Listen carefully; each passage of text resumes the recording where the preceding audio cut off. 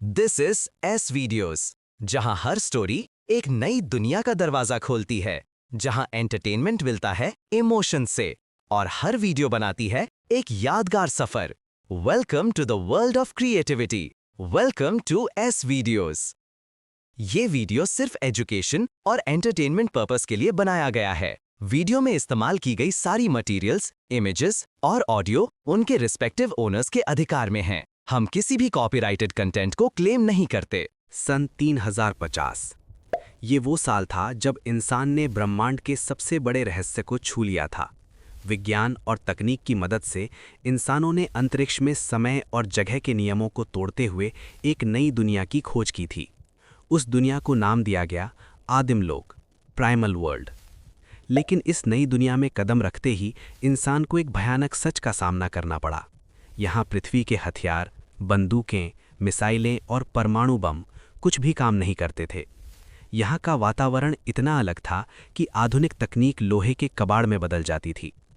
इस दुनिया में जीवित रहने का केवल एक ही नियम था, शारीरिक शक्ति और विकास। इस दुनिया के जानवर जिन्हें बीस्ट कहा जाता था, उनका मांस खाने से इंसानों के शरीर में बदलाव आने लगे।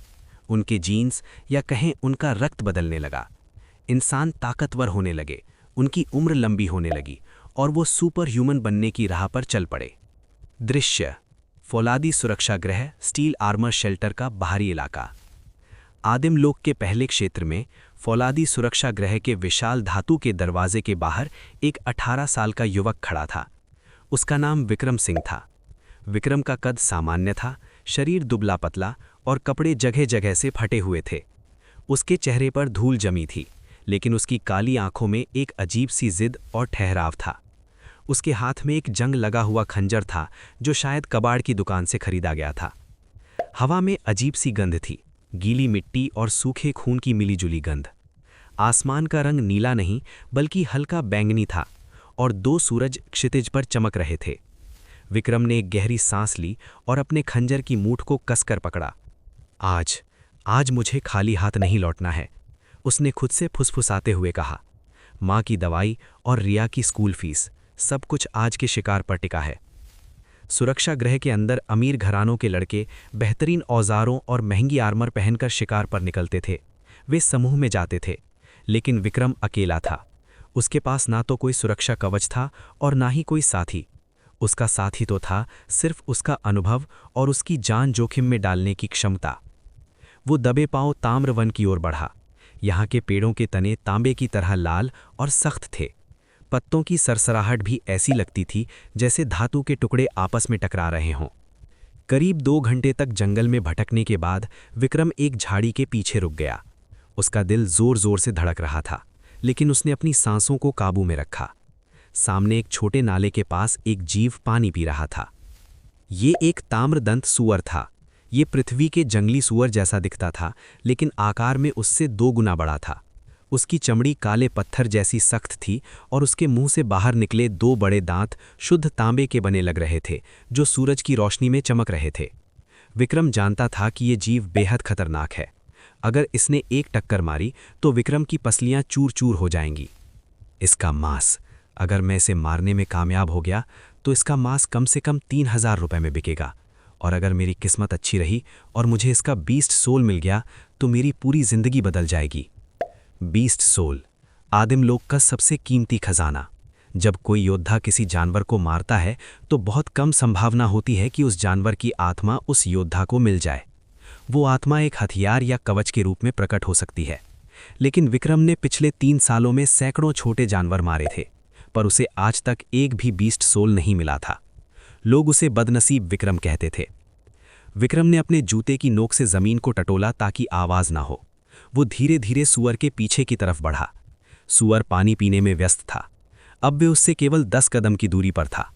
9 कदम, 8 कदम। तभी सूअर के कान खड़े हो गए। उसने हवा को सूंघा। उसे खतरे का आभास हो चुका था। सूअर तेजी से पलटा और उसने विक्रम की तरफ देखा। उसकी लाल आंखों में केवल हिंसा थी। अब विक्रम चिल्लाया। वो छिपा नहीं, इसके बजाय वो पूरी ताकत से सूअर की तरफ दौड़ा। सूअर ने एक भयानक चीख निकाली और अपना सिर नीचे करके विक्रम की तरफ दौड़ पड़ा। उसके नुकीले तांबे के दांत किसी भाले की तरह सीधे विक्रम के पेट की ओर आ रहे थे। टक्कर होने ही वाली थी। मौत विक्रम के सामने थी। ऐन मौके पर जब सूअर उससे केवल 2 इंच दूर था, विक्रम ने अपने शरीर को बाईं ओर झटका दिया और जमीन पर स्लाइड कर गया।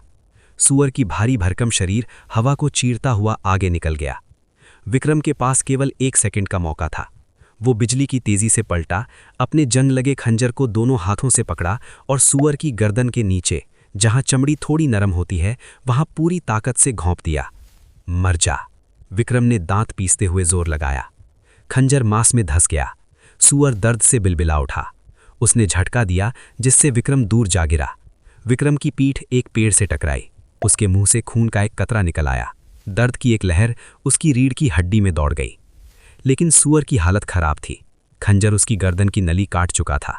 वो जीव तड़पने लगा, मिट्टी में लोटने लगा और कुछ ही पलों में सब शांत हो गया। विक्रम ने अपनी छाती पर हाथ रखा और भारी सांसें लेते हुए खड़ा हुआ। हो गया, मैंने कर दिखाया। तभी एक यांत्रिक और ठंडी आवाज उसके दिमाग में गूंजी। ये इस दुनिया का सार्वभौमिक नियम था जिसे हर इंसान सुन सकता था।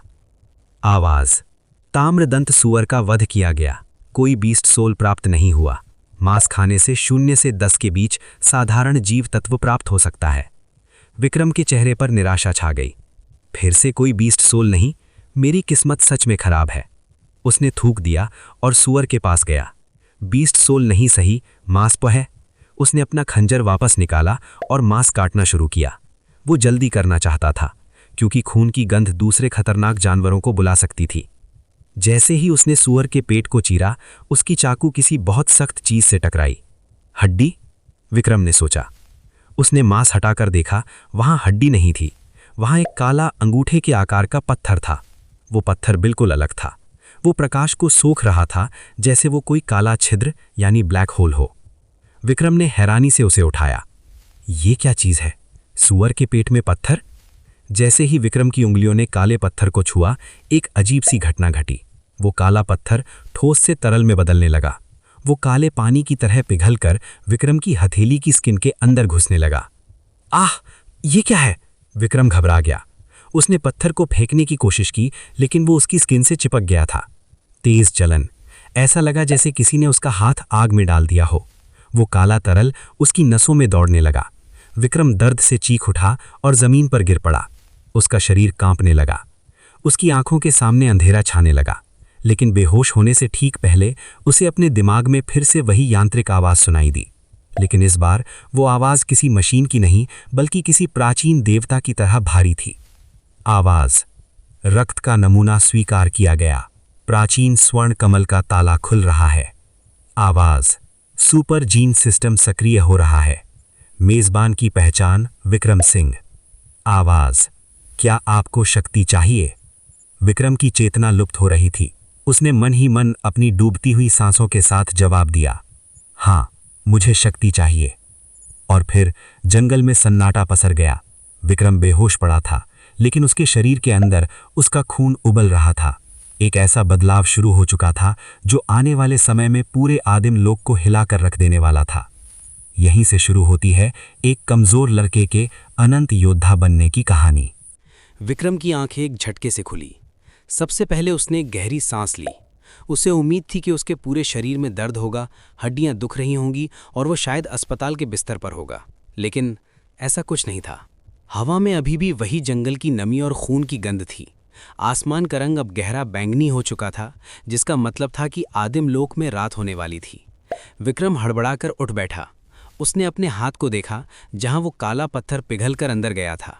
वहां अब कुछ नहीं था, न कोई निशान, न कोई जले का दाग। उसकी त्वचा बिल्कुल साफ थी, बल्कि पहले से थोड़ी ज्यादा चमकदार लग रही थी। क्या वो सपना था? विक्रम ने खुद से पूछा। वो आवाज, वो काला पत्थर? उसने अपनी मुट्ठी भींची। उसे अपने शरीर में एक अजीब सी ऊर्जा महसूस हो रही थी। वो थकान जो आमतौर पर शिकार के बाद होती थी, गायब थी। ऐसा लग रहा था जैसे उसने अभी अभी 10 घंटे की गहरी नींद ली हो। उसकी नज़र पास ही पड़े ताम्रदंत सूअर की लाश पर पड़ी। वो मरा हुआ जानवर वहीं था। उसका खून मिट्टी में जम चुका था। ये सपना नहीं था, विक्रम बुदबुदाया। मैंने सच में इसे मारा है। तभी उसकी आंखों के सामने हवा में नीले रंग की रोशनी के कण जमा होने लगे, जैसे कोई होलोग्राम बन रहा हो। विक्रम घबराकर पीछे हटा, लेकिन वो रोशनी उसकी आंखों के साथ घूम रही थी। अगले ही पल एक पारदर्शी ट्रांसपेरेंट स्क्रीन उसके सामने तैरने लगी। ये किसी वीडियो गेम के स्टेटस विंडो जैसा था। स्थिति: विक्रम सिंह, प्रजाति मानव, रैंक छात्र यानी स्टूडेंट, जीव तत्व एसेंस 0/100, विशेष योग्यता स्वर्ण कमल, सुप्त अवस्था में, आयु 18 वर्ष, ताकत 08, औसत मानव 10, फुर्ती 11, सहन शक्ति 07। विक्रम की आंखें फटी की फटी रह गईं। ये क्या है? Status window? मैंने सुना था कि केवल महायोद्धा स्तर के लोगों के पास ही अपनी ताकत मापने की तकनीक होती है। मेरे पास ही कैसे आई? उसकी नज़र विशेष योग्यता स्वर्ण कमल पर अटक गई। स्वर्ण कमल? क्या वो काला पत्थर असल में ये कमल था? उसने स्क्रीन को छूने की कोशिश की, लेकिन उसका हाथ आर पार हो गया। तभी जंगल में दूर से किसी जानवर के दहाड़ने की आवाज़ आई। विक्रम का ध्यान टूटा। रात के समय ताम्रवन मौत का दूसरा नाम था। यहाँ रुकना बेवकूफ़ी होगी, मुझे लौटना होगा। विक्रम ने जल्दी से अपना खंजर उठाया और सूअर की टांग पकड़कर उसे खींचने लगा। ये जानवर कम से कम 150 किलो का था। आमतौर पर विक्रम को इसे खींचने में नानी याद आ जाती, लेकिन आज ही उसे काफ़ी हल्का लग रहा था। मेरी ताकत 08 है, जो औसत से कम है, फिर भी ये हल्का क्यों लग रहा है? वो तेज़ी से जंगल से बाहर की ओर बढ़ा। उसका लक्ष्य था सुरक्षा गृह। दृश्य: सुरक्षा गृह का पश्चिमी द्वार। करीब 1 घंटे बाद विक्रम विशाल धातु की दीवारों के सामने था। ये इंसानों का ठिकाना था। 50 फीट ऊंची दीवारें जिन पर लेज़र गन लगी थीं। गेट पर 2 गार्ड खड़े थे जो लोहे के कवच में थे। वो आने जाने वालों की चेकिंग कर रहे थे। जब विक्रम सूअर की लाश को घसीटते हुए वहां पहुंचा तो गार्ड्स की नज़र उस पर पड़ी। एक गार्ड, जिसका चेहरा चेचक के दागों से भरा था, हंसा। अरे देखो, हमारा बदनसीब विक्रम वापस आ गया, और आज तो ये अपने साथ शिकार भी लाया है। दूसरे गार्ड ने उपहास किया। जरूर किसी और का मारा हुआ जानवर चुराया होगा। विक्रम और शिकार, असंभव। विक्रम ने उनकी बातों को अनसुना कर दिया। वो जानता था कि बहस करने का कोई फायदा नहीं है। उसने अपना आईडी कार्ड मशीन पर स्कैन किया। रुको, दाग वाले गार्ड ने उसका रास्ता रोका। नियम पता है ना, गेट से अंदर शिकार ले जाने का टैक्स लगता है। या तो पैसे दो या फिर... उसने सूअर की तरफ लालच भरी नज़रों से देखा। इसकी एक पिछली टांग हमें दे दो। विक्रम की मुट्ठी भिंज गई। ये सरासर लूट थी। नियम के मुताबिक टैक्स बहुत कम था, लेकिन ये गार्ड्स कमज़ोर शिकारियों को लूटते थे। विक्रम को घर पर पैसे की सख्त ज़रूरत थी। मांस का एक एक टुकड़ा कीमती था, लेकिन वो अभी उनसे लड़ नहीं सकता था। वो दोनों उससे ज़्यादा ताकतवर थे। विक्रम ने गहरी सांस ली, अपना गुस्सा पी गया और खंजर से सूअर की एक छोटी टांग काटकर अलग कर दी। ये लो, विक्रम ने ठंडी आवाज़ में कहा। गार्ड हंसा और रास्ता छोड़ दिया। समझदार लड़का, जा अपनी माँ को खाना खिला। विक्रम चुपचाप अंदर चला गया, लेकिन उसकी आंखों में एक आग थी। एक दिन मैं इस गेट से ऐसे गुजरूंगा कि तुम लोग सिर उठाने की हिम्मत भी नहीं करोगे। दृश्य: विक्रम का कमरा। सुरक्षा गृह के अंदर की दुनिया बिल्कुल अलग थी। यहाँ ऊंची इमारतें थीं, उड़ने वाली कारें थीं और नियॉन लाइट्स चमक रही थीं। लेकिन विक्रम उस चकाचौंध वाले इलाके में नहीं रहता था। वो स्लम एरिया की तरफ गया, जहाँ लोहे के छोटे छोटे कंटेनर ही लोगों के घर थे। उसका घर एक छोटा सा कमरा था। अंदर घुसते ही उसने दरवाज़ा बंद किया और राहत की सांस ली। घर पर कोई नहीं था। उसकी माँ शायद हॉस्पिटल की अपनी ड्यूटी पर थीं और बहन स्कूल के हॉस्टल में। विक्रम ने सूअर के मांस को साफ किया और उसे पकाने के लिए छोटे से इलेक्ट्रिक चूल्हे पर रख दिया। जैसे जैसे मांस पक रहा था, खुशबू पूरे कमरे में फैल गई। विक्रम के पेट में चूहे कूदने लगे। उसने पिछले 24 घंटे से कुछ नहीं खाया था। जब मांस पक गया तो उसने एक बड़ा टुकड़ा उठाया। देखते हैं क्या सच में कुछ बदला है, उसने सोचा, और मांस का एक निवाला मुंह में डाला। ताम्रदंत सूअर का मांस सख्त और रेशेदार होता था, लेकिन जैसे ही विक्रम ने उसे निगला, उसे अपने पेट में गर्म धारा महसूस हुई। ये गर्मी पेट से निकलकर उसकी नसों में फैलने लगी। तभी उसके दिमाग में फिर से वही यांत्रिक आवाज़ गूंजी, बीप। ताम्रदंत सूअर का मांस खाया गया। सामान्य जीव तत्व 1 प्राप्त हुआ। विक्रम खुशी से उछल पड़ा। +1? आमतौर पर इतना मांस खाने पर भी कुछ नहीं मिलता। ये अच्छी शुरुआत है। वो खाता गया, वो रुका नहीं। उसे इतनी भूख कभी नहीं लगी थी। उसने लगभग 2 किलो मांस खा लिया। बीप। सामान्य जीव तत्व 1 प्राप्त हुआ। बीप। सामान्य जीव तत्व 1 प्राप्त हुआ। लगातार मैसेज आ रहे थे। जब उसने खाना खत्म किया तो उसने अपनी स्क्रीन चेक की। जीव तत्व 0/3/100, ताकत 0.8 से 9। मेरी ताकत बढ़ गई। विक्रम की खुशी का ठिकाना नहीं था। सिर्फ एक बार के खाने से मेरी ताकत 1 पॉइंट बढ़ गई। अगर ऐसा ही चलता रहा तो मैं कुछ ही हफ्तों में उन गार्ड से ज़्यादा ताकतवर हो जाऊंगा। लेकिन असली चमत्कार होना अभी बाकी था। अचानक उसके माथे के बीच में एक तेज स्पंदन महसूस हुआ। उसका दिमाग शून्य में चला गया। उसने अपनी आंखें बंद की और उसे अपने दिमाग के अंदर अंधेरे में एक चीज़ दिखाई दी। एक छोटा सा सुनहरा कमल का फूल। ये कली की शक्ल में था, बंद था, लेकिन इसके चारों ओर रहस्यमयी सुनहरी आभा थी।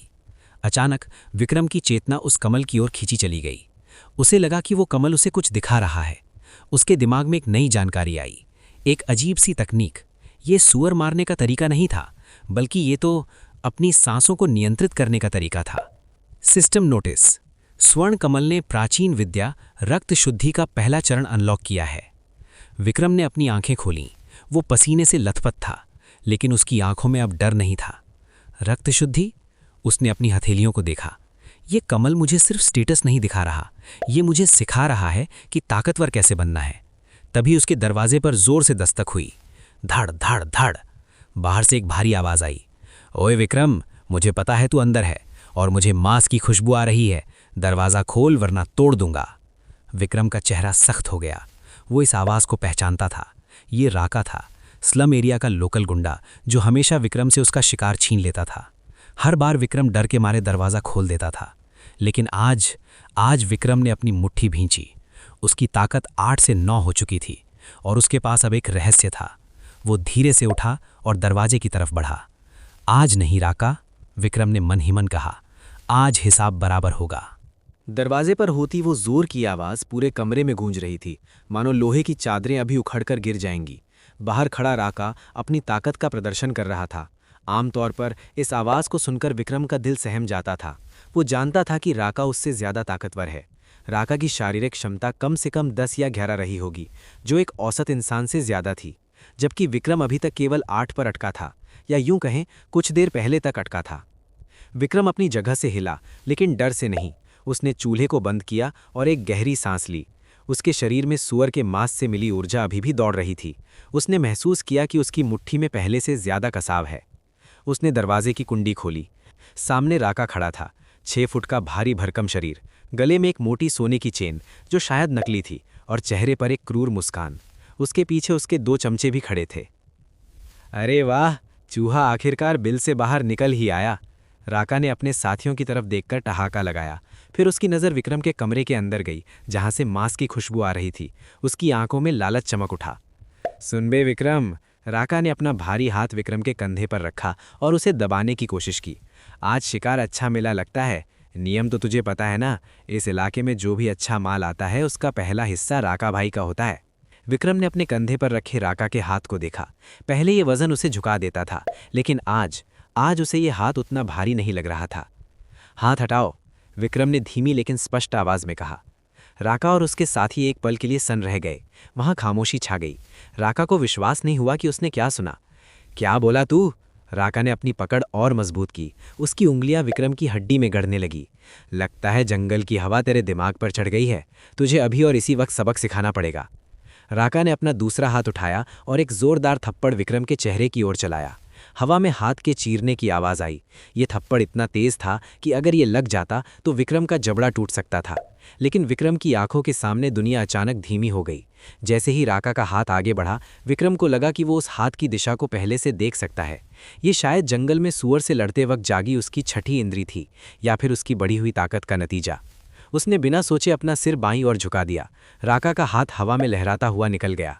राका का संतुलन बिगड़ा और वो आगे की तरफ लड़खड़ाया। इससे पहले कि राका संभल पाता, विक्रम ने अपनी पूरी ताकत अपनी दाहिनी मुट्ठी में समेट ली। उसने वो नहीं किया जो एक डरा हुआ लड़का करता है, उसने वो किया जो एक शिकारी करता है। उसने राका के पेट के ठीक बीच में पसलियों के नीचे एक जोरदार घूसा मारा। हक! राका के मुंह से हवा निकल गई। उसकी आंखें बाहर की ओर निकल आईं। वो दर्द से दोहरा हो गया और पीछे की ओर गिरते गिरते बचा। उसके दोनों साथी ये देखकर हक्का बक्का रह गए। बदनसीब विक्रम ने राका को मारा। विक्रम खुद अपनी मुट्ठी को देखकर हैरान था। उसे उम्मीद नहीं थी कि उसमें इतनी ताकत है। 9 पॉइंट की ताकत और 11 पॉइंट की फुर्ती का संगम असाधारण नहीं था। राका पेट पकड़कर खांसने लगा। उसका चेहरा गुस्से और शर्म से लाल हो गया था। तुझे तुझे तो मैं जान से मार दूंगा। वो फिर से खड़ा होने की कोशिश करने लगा। विक्रम ने तुरंत अपने दरवाजे के पास रखा लोहे का एक डंडा उठा लिया। उसकी आंखों में अब वो पुराना डर नहीं था, बल्कि एक ठंडक थी। आज नहीं राका, विक्रम ने डंडे को अपनी हथेली पर ठोकते हुए कहा। अगर तूने एक कदम और बढ़ाया तो मैं ये नहीं देखूंगा कि तू कौन है। आज या तो तू अस्पताल जाएगा या मैं। विक्रम की आवाज़ में एक ऐसा पागलपन था जिसने राका को रोक दिया। राका एक गुंडा था, लेकिन वो बेवकूफ़ नहीं था। उसने देखा कि विक्रम की आंखों में मारने का इरादा है। एक घायल शिकारी ज़्यादा खतरनाक होता है। ठीक है, राका पीछे हटते हुए बोला, अपनी सांसें संभालते हुए। आज तू बच गया, लेकिन याद रखना, घर से बाहर तो निकलेगा ना, तब देखूंगा तुझे। धमकी देते हुए राका और उसके साथी वहां से चले गए, लेकिन उनकी चाल में वो अकड़ नहीं थी जो आते वक्त थी। विक्रम ने तुरंत दरवाज़ा बंद किया और कुंडी लगा दी। जैसे ही खतरा टला, उसके पैर कांपने लगे। वो दरवाजे के सहारे ज़मीन पर बैठ गया। उसका दिल हथौड़े की तरह धड़क रहा था। उसने राका से पंगा ले लिया था। अब उसकी ज़िंदगी और भी मुश्किल होने वाली थी, लेकिन उसके चेहरे पर एक मुस्कान थी। उसने पहली बार अपनी रक्षा की थी। मैं बदल रहा हूँ। विक्रम ने अपनी मुट्ठी को देखा। ये स्वर्ण कमल, ये सच में काम कर रहा है। उसने अपना खाना खत्म किया और फिर बिस्तर पर पालथी मारकर बैठ गया। अब समय था उस दूसरी चीज़ को आजमाने का जो कमल ने उसे दी थी, रक्त शुद्धि टेक्निक। उसने अपनी आंखें बंद की और अपना ध्यान अपने माथे के बीच में केंद्रित किया। अंधेरे में वो सुनहरा कमल फिर से दिखाई दिया। इस बार वो थोड़ा और खिला हुआ लग रहा था। विक्रम ने कमल द्वारा बताई गई विधि के अनुसार सांस लेना शुरू किया। एक लंबी सांस अंदर, 3 सेकंड रोकने का समय, और फिर धीरे धीरे बाहर। शुरुआत में कुछ नहीं हुआ, लेकिन 10 मिनट बाद उसे अपनी त्वचा के नीचे सुइयां चुभने जैसा महसूस हुआ। उसे लगा जैसे उसका खून गर्म हो रहा है। ये गर्मी आरामदायक नहीं थी, ये दर्दनाक थी, जैसे कोई उसके खून को उबाल रहा हो। पसीना उसके माथे से टपकने लगा। उसका पूरा शरीर कांपने लगा। ऐसा लग रहा था जैसे उसकी हड्डियों के अंदर से कोई कचरा बाहर निकाल रहा है। बर्दाश्त कर विक्रम, बर्दाश्त कर, उसने खुद को समझाया। दर्द ही ताकत है। वो घंटों तक इसी अवस्था में बैठा रहा। उसके शरीर से काले रंग का एक चिपचिपा पदार्थ निकल रहा था, जिसमें बहुत ही बुरी गंध आ रही थी। ये उसके शरीर की अशुद्धियां थीं जो बरसों से जमा थीं और उसे कमज़ोर बना रही थीं। जैसे जैसे रात बीतती गई, दर्द कम होता गया और उसकी जगह एक अजीब सी ठंडक ने ले ली। अगली सुबह सूरज की किरणें कंटेनर की खिड़की से अंदर आईं। विक्रम ने अपनी आंखें खोली। उसे लगा कि दुनिया अचानक बहुत साफ दिखाई दे रही है। दीवार पर रेंगती हुई एक छोटी सी चींटी के पैर भी उसे साफ नजर आ रहे हैं। बाहर सड़क पर लोगों की बातचीत उसे साफ सुनाई दे रही है। वो उठा, लेकिन उसे एक अजीब सी गंध आई। उसने देखा कि उसका पूरा शरीर काले चिपचिपे पदार्थ से ढका है। उफ, ये क्या है? वो नाक सिकोड़ते हुए तुरंत बाथरूम की तरफ भागा। नहाने के बाद जब वो आईने के सामने खड़ा हुआ तो वो हैरान रह गया। उसका दुबला पतला शरीर अब थोड़ा गठीला लग रहा था। उसकी त्वचा जो पहले रूखी थी, अब उसमें एक हल्की चमक थी। उसकी मांसपेशियां, मसल्स पहले से ज़्यादा ठोस लग रही थीं। उसने मन ही मन स्टेटस पुकारा। नीली स्क्रीन फिर से हवा में तैरने लगी। स्थिति: विक्रम सिंह। रैंक: छात्र। जीव तत्व 3/100। ताकत: 9 से 11। फुर्ती: 11 से 13। सहन शक्ति: 7 से 10। तकनीक: रक्त शुद्धि स्तर 1 प्रारंभिक। अविश्वसनीय, विक्रम चिल्लाया। एक ही रात में उसकी ताकत 9 से 11 हो गई थी। अब वो आधिकारिक तौर पर एक औसत इंसान से ज़्यादा ताकतवर था, और उसकी सहन शक्ति भी बढ़कर 10 हो गई थी। राका की ताकत शायद 11 के आसपास थी। इसका मतलब है अब मैं उससे बराबरी की टक्कर ले सकता हूँ। उसने अपनी मुट्ठी भींची और हवा में एक घूसा चलाया। वूश! हवा कटने की आवाज़ साफ सुनाई दी। आज स्कूल जाने का दिन है। विक्रम ने अपनी यूनिफॉर्म निकाली। ये यूनिफॉर्म पुरानी और फीकी थी, लेकिन आज उसे पहनने का अंदाज अलग था। आज मिलिट्री एकेडमी में शक्ति परीक्षण यानी पावर असेसमेंट होने वाला था। हर साल छात्र अपनी ताकत का प्रदर्शन करते थे ताकि उन्हें अच्छी टीम मिल सके। पिछले साल विक्रम का स्कोर सबसे कम था और सबने उसका मजाक उड़ाया था। विक्रम ने अपना बैग उठाया और एक आत्मविश्वास भरी मुस्कान के साथ घर से निकला। तैयार हो जाओ दुनिया। विक्रम अब वो पुराना विक्रम नहीं रहा। रास्ते में उसे वही दाग वाला गार्ड मिला जिसने कल उससे मांस छीना था। गार्ड ने उसे घूर कर देखा, लेकिन विक्रम ने इस बार नजरें नहीं झुकाईं। वो सीधा उसकी आंखों में देखते हुए आगे बढ़ गया। गार्ड कुछ पल के लिए ठिठक गया। उसे विक्रम के अंदर कुछ बदला हुआ महसूस हुआ, एक शिकारी जैसी आभा। एकेडमी के गेट पर छात्रों की भीड़ थी। अमीर घरों के लड़के अपनी महंगी गाड़ियों से उतर रहे थे। वहीं एक कोने में खड़ा था आर्यमन, शहर के सबसे अमीर व्यापारी का बेटा और एकेडमी का टॉप छात्र। उसके आसपास लड़कियों और चमचों का झुंड था। विक्रम भीड़ को चीरते हुए आगे बढ़ा। तभी किसी ने जानबूझकर अपना पैर अड़ा दिया। विक्रम ठोकर खाकर गिरने ही वाला था कि उसने अपनी नई फुर्ती एजिलिटी 13 का इस्तेमाल किया। उसने हवा में ही अपने शरीर को मोड़ा और गिरने के बजाय बड़ी ही खूबसूरती से अपने पैरों पर खड़ा हो गया। जिस लड़के ने पैर अड़ाया था वो हक्का बक्का रह गया। वो आर्यमन के ग्रुप का ही एक लड़का था। ओह, बदनसीब, विक्रम ने बैलेंस बनाना सीख लिया। वो लड़का हंसा। विक्रम ने उसकी तरफ देखा और मुस्कुराया। और तुमने गिरना नहीं सीखा, लेकिन जल्दी ही सीख जाओगे। माहौल तनावपूर्ण हो गया। आर्यमन ने मुड़कर विक्रम को देखा। उनकी नज़रें मिली। आर्यमन की आंखों में घमंड था, लेकिन विक्रम की आंखों में एक चुनौती। तभी घंटी बजी। परीक्षण शुरू होने वाला था। एकेडमी का विशाल हॉल छात्रों से खचाखच भरा था। हर तरफ शोर और उत्तेजना थी। हॉल के बीचों बीच एक विशाल काले रंग की मशीन रखी थी। शक्ति मापक यंत्र, फोर्स टेस्टिंग मशीन। ये मशीन एक भारी धातु के खंबे जैसी थी, जिसके बीच में एक गद्देदार पैड लगा था। छात्र को अपनी पूरी ताकत से उस पैड पर घूसा मारना होता था और ऊपर लगी स्क्रीन पर उनका पावर लेवल आ जाता था। नियम सरल थे। 10 से कम फेल, कमजोर या नागरिक स्तर। 10 से 12 पास, साधारण सैनिक स्तर। 13 से 15 उत्तम, कुलीन स्तर। 15 से ऊपर एलीट, असाधारण प्रतिभा। विक्रम लाइन में सबसे पीछे खड़ा था। उसकी नजरें मशीन पर टिकी थीं। पिछले साल उसका स्कोर केवल 0.6 था, जो पूरी क्लास में सबसे कम था। उस दिन की हंसी और अपमान उसे आज भी याद था। सबसे पहले आर्यमन के ग्रुप का वही लड़का आगे आया जिसने विक्रम को गिराने की कोशिश की थी। उसका नाम रोहित था। रोहित ने अपनी आस्तीन ऊपर चढ़ाई और एक वार्म अप पंच हवा में चलाया। उसने पीछे मुड़कर विक्रम की तरफ देखा और एक गंदी हंसी हंसी। फिर उसने एक गहरी सांस ली, दौड़ा और धड़ाम। मशीन हिली। स्क्रीन पर नंबर फ्लैश हुआ। स्कोर 12। भीड़ में हल्की तालियां बजीं। 12 का स्कोर बुरा नहीं था, ये पास होने के लिए काफी था। देखा, रोहित ने सीना तानते हुए कहा, इसे कहते हैं असली ताकत। विक्रम, तू तो मशीन छूने की जहमत भी मत उठाना, कहीं तेरा हाथ ना टूट जाए। इसके बाद काव्या का नंबर आया। पूरा हॉल शांत हो गया। काव्या मिलिट्री कमांडर की बेटी थी। उसके बाल एक कसी हुई पोनीटेल में बंधे थे और चेहरे पर कोई भाव नहीं था। वो मशीन के पास गई। उसने ना कोई शोर मचाया, ना कोई दिखावा किया, बस एक सटीक और तेज पंच। खटाक। आवाज बहुत तेज नहीं थी, लेकिन मशीन का पैड अंदर तक धंस गया। स्कोर 16। बाप रे, 16! छात्र फुसफुसाने लगे, लड़कियों में सबसे ज्यादा। और अंत में आर्यमन आगे आया। उसकी चाल में एक राजा जैसी अकड़ थी। उसने मशीन को ऐसे देखा जैसे वो कोई खिलौना हो। उसने बिना कोई वार्म अप किए लापरवाही से एक घुसा मारा। ऐसा लगा जैसे उसने कोई ताकत ही नहीं लगाई। बूम! पूरा हॉल गूंज उठा। मशीन खतरनाक तरीके से हिल गई। स्कोर 19। असंभव! 19? ये तो पिछले 5 सालों का रिकॉर्ड है। आर्यमन सच में जीनियस है। आर्यमन ने मुस्कुराते हुए काव्या की तरफ देखा, लेकिन काव्या ने नजरें फेर लीं। आर्यमन का अहंकार और बढ़ गया। तभी इंस्ट्रक्टर ने आवाज लगाई, अगला विक्रम सिंह। जैसे ही विक्रम का नाम पुकारा गया, हॉल में हंसी की लहर दौड़ गई। लो भाई, आ गया जीरो हीरो। आज मशीन का सबसे कम स्कोर देखने को मिलेगा। क्या लगता है, 6 या 7? विक्रम धीरे धीरे मशीन की तरफ बढ़ा। उसे लोगों की हंसी सुनाई नहीं दे रही थी। उसका पूरा ध्यान अपनी सांसों पर था। स्वर्ण कमल की तकनीक ने उसे सिखाया था कि ताकत सिर्फ मांसपेशियों में नहीं, बल्कि सांस और खून के बहाव में होती है। वो मशीन के सामने खड़ा हो गया। रोहित ने पीछे से चिल्लाया, अरे मशीन मत तोड़ देना भाई। विक्रम ने अपनी मुट्ठी भींची। उसने महसूस किया कि उसकी रगों में ऊर्जा दौड़ रही है। कल रात खाया गया सुअर का मांस और कमल की शक्ति सब एक बिंदु पर केंद्रित हो रहे थे। उसकी ताकत स्ट्रेंथ 11 थी और फुर्ती एजिलिटी 13।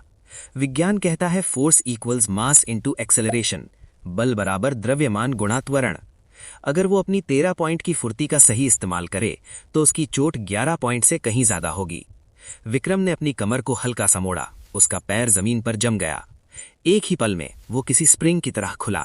उसका हाथ हवा को काटता हुआ आगे बढ़ा। इस बार वो पुरानी कमजोर विक्रम वाली चाल नहीं थी। ये एक शिकारी का वार था। धड़ाम! आवाज उम्मीद से कहीं ज्यादा तेज थी। मशीन का भारी धातु का ढांचा पीछे की तरफ झकझोरा गया। हॉल में सन्नाटा छा गया। जो लोग हंस रहे थे उनके मुंह खुले के खुले रह गए। सबकी नजरें स्क्रीन पर टिक गईं। नंबर तेजी से बढ़ रहे थे।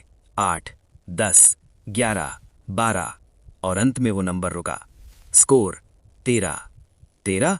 क्या मशीन खराब है? किसी ने चिल्लाया। ये कैसे हो सकता है? कल तक तो ये कमजोर था।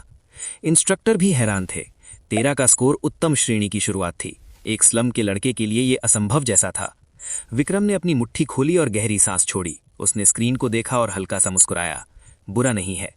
वो मुड़ा और वापस जाने लगा, लेकिन तभी एक भारी आवाज ने उसे रोका। रुक जाओ। ये आर्यमन था। वो भीड़ से निकलकर सामने आया। उसका चेहरा अब शांत नहीं था। उसकी आंखों में शक और गुस्सा था। उसे बर्दाश्त नहीं था कि जिस कीड़े को वो पैरों तले कुचलता था वो अचानक सिर उठा ले। मशीन में खराबी है, आर्यमन ने ठंडी आवाज में कहा। एक कचरा बीनने वाला 13 का स्कोर नहीं ला सकता। इसने जरूर कोई धोखाधड़ी की है या मशीन खराब कर दी है। हाँ बिल्कुल, रोहित ने सुर में सुर मिलाया। सर, मैं मांग करता हूं कि इसका टेस्ट दोबारा हो, या फिर, रोहित ने कुटिल मुस्कान के साथ कहा, इसे एक स्पारिंग मैच लड़ना होगा। मशीन झूठ बोल सकती है, लेकिन मुक्का झूठ नहीं बोलता। भीड़ उत्तेजित हो गई। Fight fight fight. इंस्ट्रक्टर ने विक्रम की तरफ देखा।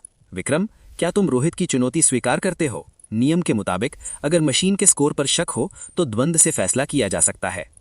विक्रम जानता था कि ये एक जाल है। रोहित का स्कोर 12 था और विक्रम का 13, लेकिन रोहित के पास महंगी कॉम्बैट ट्रेनिंग थी, जबकि विक्रम ने कभी कोई मार्शल आर्ट नहीं सीखी थी। सिर्फ ताकत काफी नहीं होती, तकनीक भी चाहिए। लेकिन विक्रम के पास पीछे हटने का रास्ता नहीं था। अगर वो मना करता तो उसे धोखेबाज मानकर एकेडमी से निकाल दिया जाता। विक्रम ने रोहित की आंखों में देखा। ठीक है, विक्रम ने शांत स्वर में कहा, मैच शुरू करो। आर्यमन के चेहरे पर एक शैतानी मुस्कान आ गई। उसे यकीन था कि रोहित विक्रम की हड्डियों का चूरा बना देगा, लेकिन उन्हें नहीं पता था कि विक्रम की आंखों में अब मशीन के नंबर नहीं, बल्कि उस ताम्रदंत सुअर की मौत का मंजर तैर रहा था। उसने मारना सीख लिया था। एकेडमी के ट्रेनिंग हॉल के बीचों बीच एक बड़ा गोलाकार रिंग बना हुआ था। चारों तरफ छात्रों की भीड़ थी जो रोहित रोहित चिल्ला रही थी।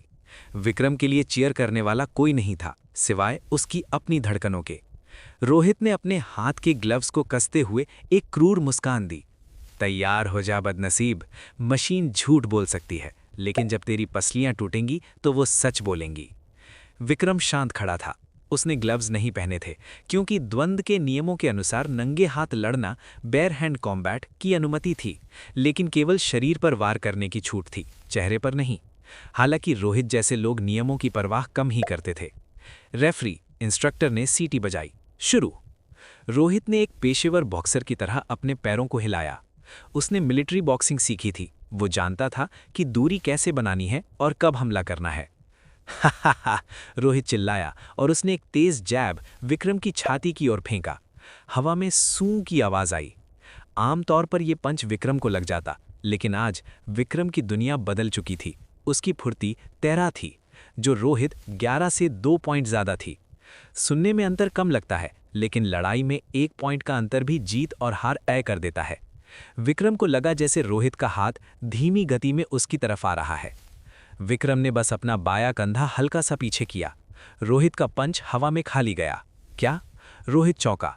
उसने संभलने का मौका नहीं दिया और तुरंत अपना दूसरा हाथ क्रॉस पंच चलाया। इस बार उसने और ज्यादा ताकत लगाई। विक्रम फिर से नीचे झुक गया। डक। रोहित का हाथ उसके सिर के ऊपर से निकल गया। भीड़ में शोर कम हो गया। अरे, विक्रम ने 2 बार चकमा दिया। तुक्का होगा। रोहित का चेहरा गुस्से से लाल हो गया। भागना बंद कर चूहे, लड़ मुझसे। रोहित अब अंधाधुंध हमले करने लगा। किक, पंच, कोहनी, उसने सब कुछ आजमा लिया, लेकिन विक्रम पानी की तरह बह रहा था। वो रोहित के हर वार से बाल बाल बच रहा था। विक्रम के दिमाग में स्वर्ण कमल की दी हुई चेतना काम कर रही थी। उसे रोहित के शरीर पर लाल रंग के छोटे छोटे बिंदु दिखाई दे रहे थे। ये रोहित के कमजोर पॉइंट्स थे।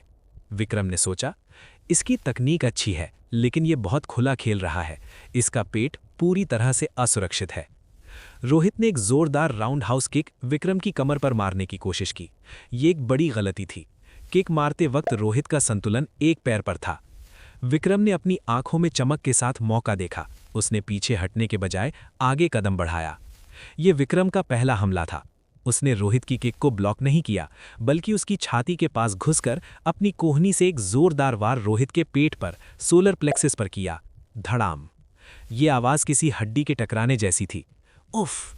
रोहित की आंखों के सामने अंधेरा छा गया। उसके मुंह से थूक और हवा एक साथ बाहर निकल गए। उसका पैर हवा में ही रुक गया और वो किसी कटी हुई पतंग की तरह पीछे की ओर गिरा। वो जमीन पर गिरा और पेट पकड़कर लौटने लगा। वो सांस लेने की कोशिश कर रहा था, लेकिन उसका डायाफ्राम जैम हो चुका था। पूरे हॉल में सन्नाटा छा गया। सुई गिरने की भी आवाज सुनी जा सकती थी। 1 सेकंड, 2 सेकंड, 3 सेकंड, रोहित नहीं उठा। इंस्ट्रक्टर दौड़कर रोहित के पास गए और उसकी जांच की। ये बेहोश हो गया है। फिर उन्होंने खड़े होकर विक्रम की तरफ देखा। उनकी आंखों में अविश्वास और सम्मान दोनों थे। विजेता विक्रम सिंह। भीड़ स्तब्ध थी। किसी ने ताली नहीं बजाई, क्योंकि किसी को यकीन नहीं हो रहा था। स्लम का वो लड़का जिसे सब बदनसीब कहते थे, उसने एलीट ग्रुप के रोहित को एक ही बार में ढेर कर दिया। विक्रम ने गहरी सांस ली। उसने अपनी कोहनी को सहलाया। उसे भी चोट लगी थी, क्योंकि रोहित का शरीर सख्त था, लेकिन जीत का नशा उस दर्द से कहीं बड़ा था। उसने भीड़ में खड़े आर्यमन की तरफ देखा। आर्यमन का चेहरा पत्थर जैसा सख्त था, लेकिन उसकी मुट्ठियां इतनी जोर से भिंची हुई थीं कि पोर सफेद हो गए थे। आर्यमन ने विक्रम की आंखों में देखा और बिना कुछ बोले वहां से मुड़कर चला गया। उसके पीछे उसके बाकी चमचे भी दुम दबाकर चले गए। इस खामोशी को तोड़ते हुए एक धीमी ताली की आवाज आई। सबने मुड़कर देखा। ये काव्या थी। वो अकेली ताली बजा रही थी। उसके चेहरे पर अभी भी कोई भाव नहीं था, लेकिन उसकी आंखों में विक्रम के लिए एक नई दिलचस्पी थी। उसे देखकर बाकी छात्रों ने भी धीरे धीरे ताली बजानी शुरू कर दी। विक्रम को ये सब अजीब लग रहा था। कल तक जो लोग उसे धक्का देते थे, आज वो उसकी ताकत की तारीफ कर रहे थे। ताकत, विक्रम ने मन ही मन सोचा। इस दुनिया में इज्जत इंसान की नहीं, उसकी ताकत की होती है, और अभी तो ये बस शुरुआत है। तभी उसके सामने हवा में नीली स्क्रीन फिर से फ्लैश हुई। बीप। उपलब्धि अनलॉक। पहला द्वंद्व। इनाम 5 साधारण जीव तत्व।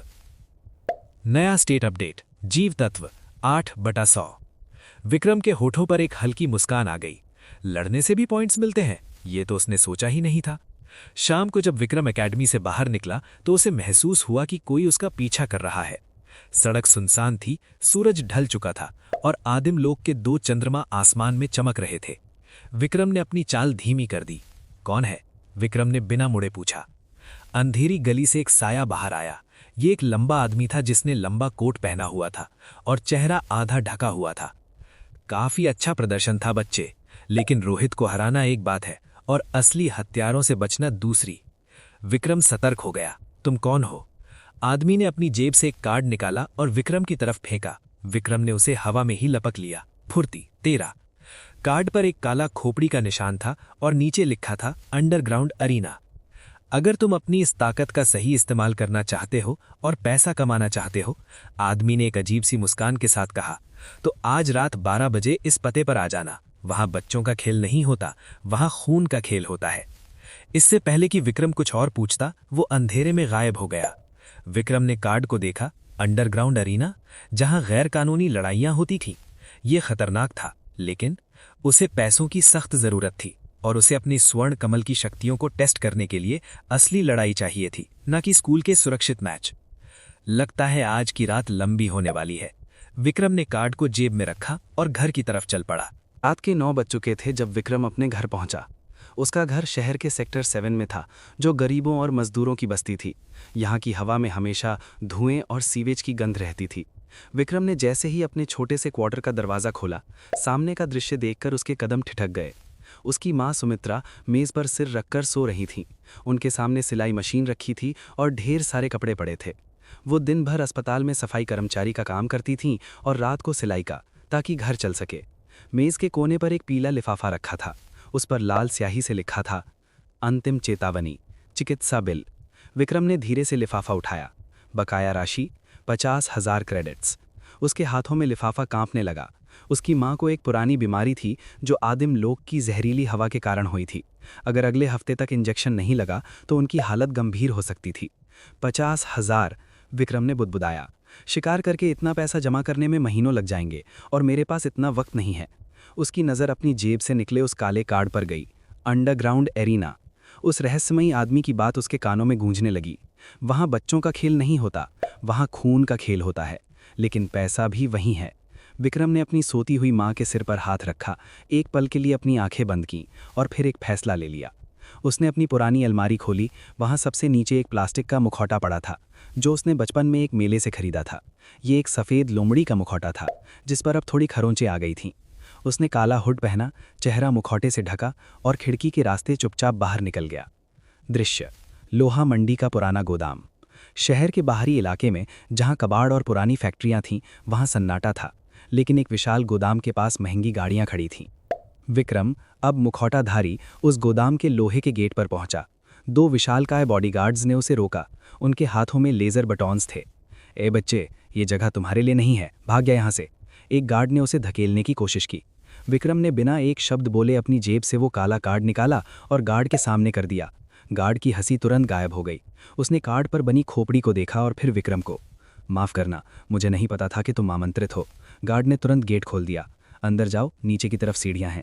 जैसे ही विक्रम अंदर घुसा, उसे लगा कि वो किसी दूसरी दुनिया में आ गया है। बाहर सन्नाटा था, लेकिन अंदर शोर का तूफान था। हजारों लोग चिल्ला रहे थे। हवा में सिगरेट का धुआं, सस्ती शराब और पसीने की गंध मिली हुई थी। बीचों बीच एक विशाल लोहे का पिंजरा था, जिसमें 2 योद्धा खून से लथपथ होकर लड़ रहे थे। फर्श पर खून के धब्बे सूखे नहीं थे कि नया खून गिर जाता था। मार साले को, गर्दन तोड़ दे, भीड़ चिल्ला रही थी। विक्रम ने अपने दिल की धड़कन को काबू में किया। वो भीड़ को चीरता हुआ रजिस्ट्रेशन डेस्क पर पहुंचा। वहां एक बूढ़ा आदमी बैठा था, जिसकी एक आंख नकली साइबरनेटिक आई थी। नया माल? बूढ़े ने अपनी यांत्रिक आंख से विक्रम को स्कैन किया। नाम नहीं है। विक्रम ने अपनी आवाज़ को थोड़ा भारी करके कहा। यहाँ हर किसी का नाम होता है। बूढ़े ने एक फॉर्म आगे बढ़ाया। रिंग में मरने के बाद हम लाश पर क्या लेबल लगाएंगे? विक्रम ने पिंजरे की तरफ देखा। वहाँ रोशनी और अंधेरे का खेल चल रहा था। छाया, विक्रम ने कहा। छाया, शैडो। बूढ़े ने टाइप किया। ठीक है छाया, तुम्हारी किस्मत अच्छी है। आज एक फाइटर नहीं आया है। उसका मैच 10 मिनट में है। अगर तुम जीते तो 5000 क्रेडिट्स, अगर हार गए तो अस्पताल का खर्च तुम्हारा। मंजूर है? मेरा प्रतिद्वंदी कौन है? विक्रम ने पूछा। बूढ़ा हंसा, एक क्रूर दांत दिखाती हुई हंसी। उसका नाम है कसाई द बुचर। विक्रम के पास पीछे हटने का विकल्प नहीं था। उसने फॉर्म पर अंगूठा लगाया। मंजूर है। दृश्य, लोहे का पिंजरा। लेडीज एंड जेंटलमैन, आज रात का अगला मुकाबला। एक तरफ है हमारा पुराना चैंपियन, हड्डियों का डॉक्टर कसाई। भीड़ पागल हो गई। पिंजरे के एक तरफ से एक दानव जैसा आदमी बाहर आया। वो करीब 7 फीट लंबा था। शरीर पर सिर्फ मांसपेशियां थीं और हाथ में एक लोहे का पंजा पहना हुआ था। उसके शरीर पर अनगिनत घाव के निशान थे। विक्रम, जो वेटिंग रूम में था, उसे देखकर एक पल के लिए सहम गया। उसकी ताकत कम से कम 15 या 16 होगी, विक्रम ने अनुमान लगाया। मुझसे कहीं ज़्यादा। और दूसरी तरफ, अनाउंसर ने थोड़ा रुक कर कहा, जैसे उसे खुद यकीन ना हो, एक नया खिलाड़ी जिसे मौत से डर नहीं लगता, छाया, शैडो। विक्रम पिंजरे में दाखिल हुआ। जब भीड़ ने उसके दुबले पतले शरीर और अजीब से लोमड़ी के मुखौटे को देखा तो सन्नाटा छा गया। फिर जोर से हंसी गूंजी। अरे ये बच्चा कहाँ से आ गया? कसाई इसे नाश्ते में खा जाएगा। मेरी शर्त कसाई पर लगाओ, ये मैच 10 सेकंड भी नहीं चलेगा। पिंजरे का दरवाज़ा बंद हुआ। क्लिक। विक्रम और कसाई आमने सामने थे। कसाई ने विक्रम को ऊपर से नीचे तक देखा और थूक दिया। ए बच्चे, घर जा और दूध पी, मैं तुझे मारना नहीं चाहता। विक्रम ने कोई जवाब नहीं दिया। उसने अपने पैरों को जमीन पर जमाया और अपनी सांसों को स्वर्ण कमल की लय में डाल दिया। सांस अंदर, ऊर्जा का प्रवाह, सांस बाहर। अचानक विक्रम की आंखों के सामने वही नीली स्क्रीन आ गई। चेतावनी, शत्रु का स्तर खतरनाक है। शत्रु की ताकत 18, शत्रु की फुर्ती 0.9। विक्रम की आंखों में चमक आ गई। ताकत 18, अगर इसका एक भी घूंसा मुझे लगा तो मैं खत्म। लेकिन इसकी फुर्ती सिर्फ 9 है। ये मुझसे धीमा है, बहुत धीमा। कसाई को गुस्सा आया कि विक्रम डर नहीं रहा है। ठीक है, तूने अपनी मौत खुद चुनी है। कसाई एक बैल की तरह दौड़ा। जमीन उसके कदमों से हिल रही थी। वो सीधा विक्रम की खोपड़ी को कुचलने के लिए झपटा। भीड़ चिल्लाई। सबने सोचा कि अब खून बहेगा। लेकिन जिस पल कसाई का भारी हाथ नीचे आया, वहां विक्रम था ही नहीं। वूंश! कसाई का हाथ हवा में चला गया। विक्रम अपनी 13 की फुर्ती के साथ कसाई के पैरों के बीच से स्लाइड करके पीछे निकल गया था और निकलते वक्त उसने कसाई के घुटने के पीछे अपनी उंगलियों से एक सटीक वार किया। हालांकि विक्रम की ताकत कम थी, लेकिन उसने ठीक उस नस पर मारा जो पैर को नियंत्रित करती है। कसाई लड़खड़ाया, लेकिन गिरा नहीं। वो और भी गुस्से में मुड़ा। तेरी तो। लेकिन विक्रम अब रुकने वाला नहीं था। वो कसाई के चारों ओर एक परछाई की तरह नाचने लगा, कभी बाएं कभी दाएं। वो कसाई को मार नहीं रहा था, वो उसे थका रहा था। कसाई हवा में घूंसे मार मार कर बेहाल हो रहा था। मार साले को, भाग क्यों रहा है? भीड़ अब कंफ्यूज थी। करीब 2 मिनट बाद कसाई की सांस फूलने लगी। उसकी गति और धीमी हो गई। अब समय आ गया है, विक्रम ने सोचा। जब कसाई ने एक भारी सांस लेने के लिए अपना मुंह खोला, विक्रम ने अपनी पूरी ताकत 11 और गति 13 को एक ही बिंदु पर केंद्रित किया। वो हवा में उछला। कसाई की छाती का सहारा लेकर वो उसके कंधों पर चढ़ा और अपने दोनों हाथों से कसाई के गर्दन के पीछे स्पाइनल कॉर्ड बेस पर एक जोरदार झटका मारा। ये एक प्राचीन तकनीक थी जो उसने कल रात कमल से सीखी थी, नाड़ी विच्छेद, नर्व सेवरिंग। कसाई की आंखों की पुतलियां पलट गईं, उसका विशाल शरीर एक ही झटके में सुन्न हो गया। वो किसी पत्थर की मूर्ति की तरह धड़ाम से मुंह के बल जमीन पर गिरा। धूल उड़ी, फिर सन्नाटा। रेफरी दौड़ कर आया। कसाई हिल नहीं रहा था। वो जिंदा था लेकिन बेहोश। भीड़ को सांप सूंघ गया था। वो 7 फीट का दानव एक दुबले पतले लड़के से हार गया। अनाउंसर ने कांपती हुई आवाज में माइक उठाया, विजेता छाया।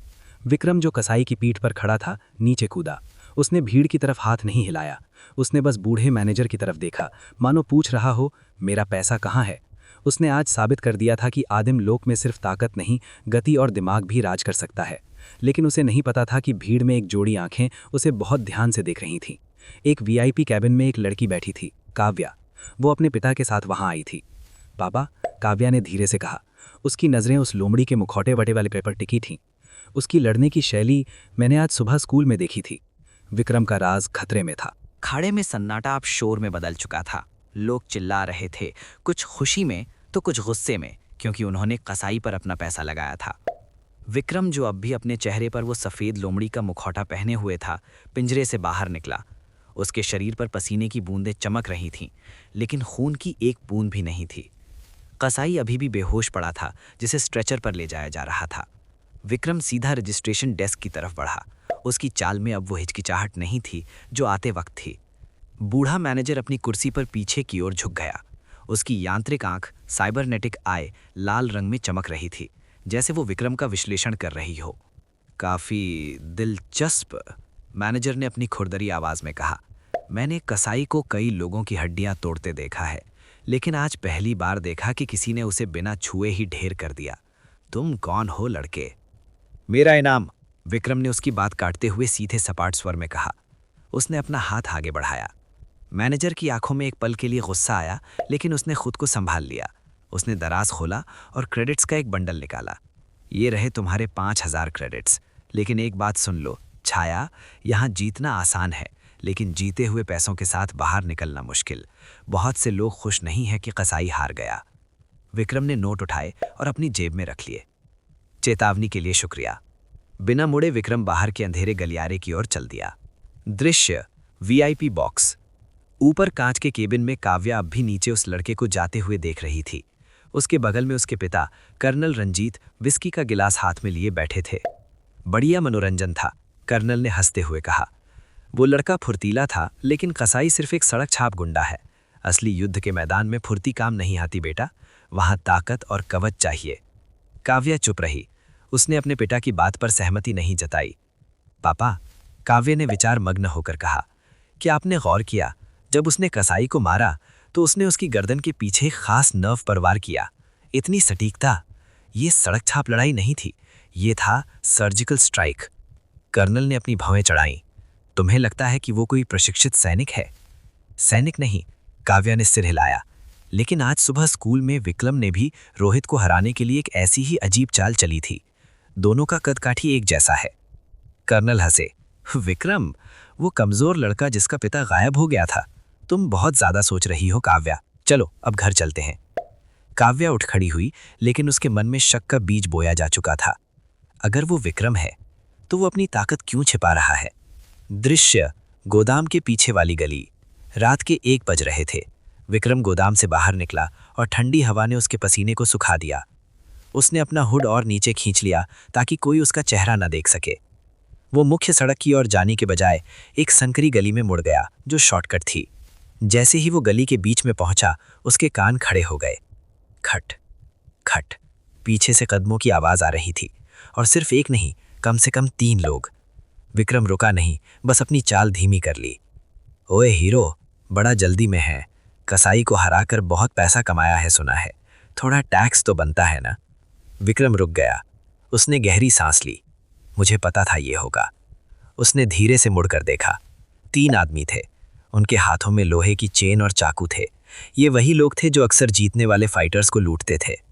बीच वाला आदमी, जिसके चेहरे पर बड़ा सा घाव था, चाकू नचाते हुए आगे बढ़ा।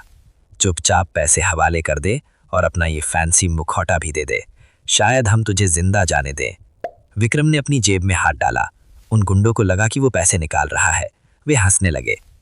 लेकिन विक्रम ने पैसे नहीं, अपना जंग लगा हुआ खंजर निकाला। चांदनी रात में खंजर की धार नहीं चमक रही थी क्योंकि वो पुराना था, लेकिन विक्रम की आंखों में जो चमक थी वो खतरनाक थी। तुम्हें लगता है कि मैंने कसाई को तुक्के से हराया, विक्रम ने बहुत धीमी आवाज में कहा। गुंडे एक पल के लिए रुके, लेकिन फिर उनका लीडर चिल्लाया, साले को पकड़ो। तीनों एक साथ झपटे। इस बार विक्रम को परछाई बनने की जरूरत नहीं थी। ये गुंडे कसाई जितने ताकतवर नहीं थे। उनकी हरकतें विक्रम को बहुत धीमी लग रही थी। पहला गुंडा चाकू लेकर आया। विक्रम ने बस अपनी कलाई मोड़ी, उसके हाथ पर खंजर के पिछले हिस्से से वार किया। कड़क, हड्डी टूटने की आवाज आई और चाकू गिर गया। दूसरा गुंडा चेन लेकर आया।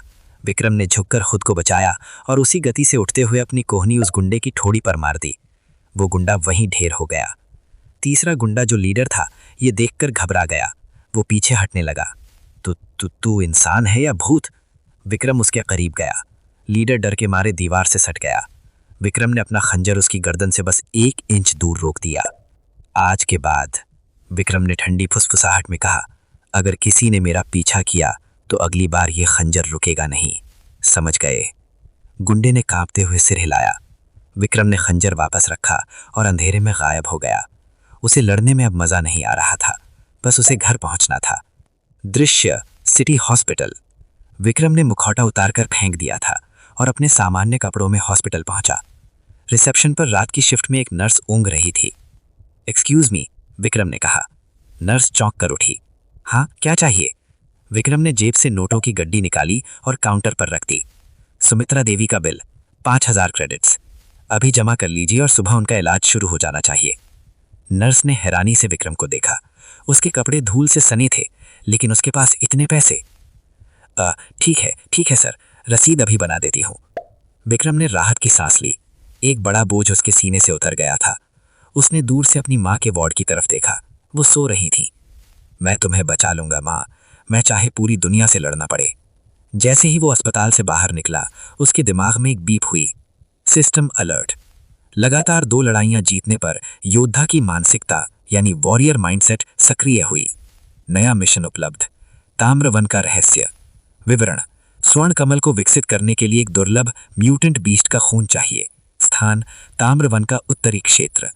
विक्रम के कदम रुक गए। उत्तरी क्षेत्र? वो जगह तो निषिद्ध क्षेत्र थी।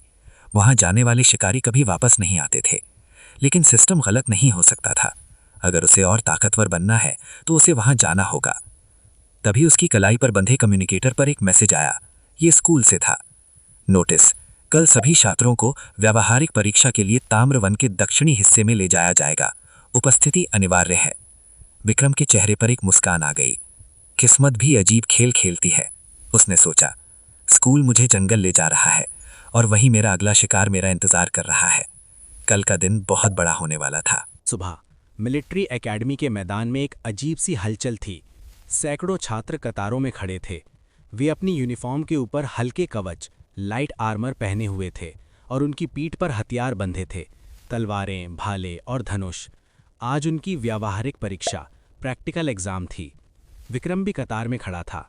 उसने कोई महंगा कवच नहीं पहना था, बस अपनी पुरानी लेदर जैकेट और कमर पर बंधा हुआ वही जंग लगा खंजर। उसकी आंखें लाल थीं क्योंकि वो रात भर ठीक से सोया नहीं था, लेकिन उसके चेहरे पर थकान नहीं बल्कि एक शिकारी की सतर्कता थी। अरे देखो, हमारा हीरो आ गया, पीछे से एक तंज भरी आवाज आई। ये रोहित था। कल की हार के बाद उसके चेहरे पर पट्टियां बंधी थीं, लेकिन उसका घमंड कम नहीं हुआ था। उसके बगल में आर्यमन खड़ा था, जो सोने की परत चढ़ा एक शानदार कवच, गोल्ड प्लेटेड आर्मर पहने हुए था। विक्रम, आर्यमन के बिना उसकी तरफ देखे कहा, सुना है तूने कल तुक्के से रोहित को हरा दिया, लेकिन याद रखना, रिंग में रेफरी होता है जो जान बचा लेता है, जंगल में कोई रेफरी नहीं होता। विक्रम ने आर्यमन की ओर देखा और हल्का सा मुस्कुराया। सही कहा, जंगल में रेफरी नहीं होता, इसलिए वहां राजा और शिकार का फैसला ताकत करती है, पैसा नहीं। आर्यमन की आंखों में गुस्सा भड़क उठा, लेकिन इससे पहले कि वो कुछ बोलता, मुख्य प्रशिक्षक चीफ इंस्ट्रक्टर नायर स्टेज पर आ गए। ध्यान दें, नायर की कड़क आवाज गूंजी। आज हम ताम्रवन के दक्षिणी क्षेत्र में जा रहे हैं। आपका लक्ष्य शाम तक कम से कम 3 ताम्रदंत सुअर या किसी अन्य जानवर का शिकार करना। जो खाली हाथ लौटेगा उसे फेल कर दिया जाएगा। नायर सर ने एक नक्शा खोला और एक चेतावनी। नक्शे पर जो लाल लकीर खींची गई है उसे पार करके उत्तरी क्षेत्र नॉर्दर्न जोन में जाने की गलती मत करना। वहाँ म्यूटेंट बीस्ट्स रहते हैं। अगर तुम वहाँ गए तो हम तुम्हारी लाश भी नहीं ढूंढ पाएंगे। विक्रम की आंखें चमक उठीं। उत्तरी क्षेत्र, सिस्टम ने मुझे वहीं जाने को कहा है। अब टीमें बनाई जाएंगी। नायर सर ने घोषणा की। हर टीम में 3 सदस्य होंगे। जैसा कि उम्मीद थी, आर्यमन ने तुरंत अपने लिए सबसे ताकतवर साथियों को चुन लिया। रोहित और एक और बड़ा लड़का उसकी टीम में थे।